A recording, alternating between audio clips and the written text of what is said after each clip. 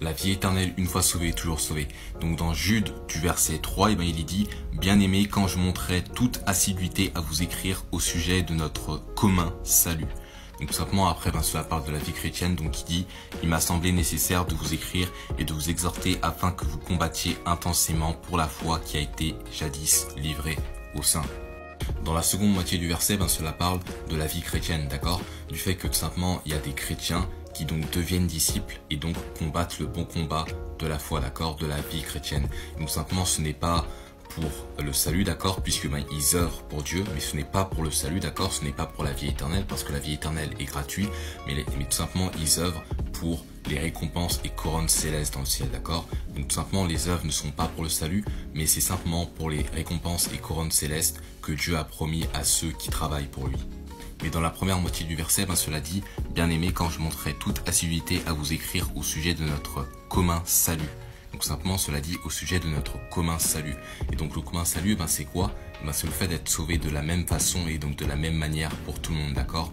Donc tout simplement, entre frères et sœurs, nous avons le même salut, d'accord? La même façon d'y aller au ciel. Donc tout simplement un point commun entre nous tous.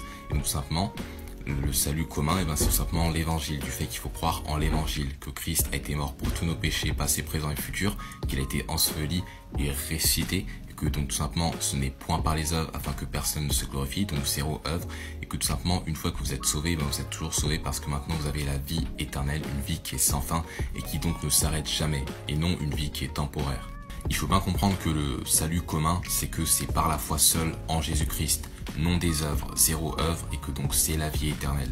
Et que donc tout simplement, le salut par les œuvres, donc c'est un faux évangile, c'est un faux salut, d'accord? Et donc tout simplement, le salut par les œuvres, ce n'est pas un salut commun, puisque tout simplement c'est un salut qui différencie beaucoup de personnes. Par exemple, il peut y avoir des personnes qui font 10 œuvres, et l'autre personne fait 5 œuvres, etc., etc. Donc, tout simplement, il faut savoir combien d'œuvres faire pour aller au ciel. Or, ce n'est pas possible parce que il est dit non des œuvres afin que personne ne se vante, d'accord? Donc, le salut n'est pas par les œuvres et donc, tout simplement, le salut est un salut commun qui est par la foi seule en Jésus-Christ, zéro œuvre, d'accord? Et que donc, tout simplement, si vous croyez en un salut par les œuvres, alors vous n'êtes pas sauvé parce que tout simplement, vous croyez en vous-même, donc être votre propre sauveur, d'accord?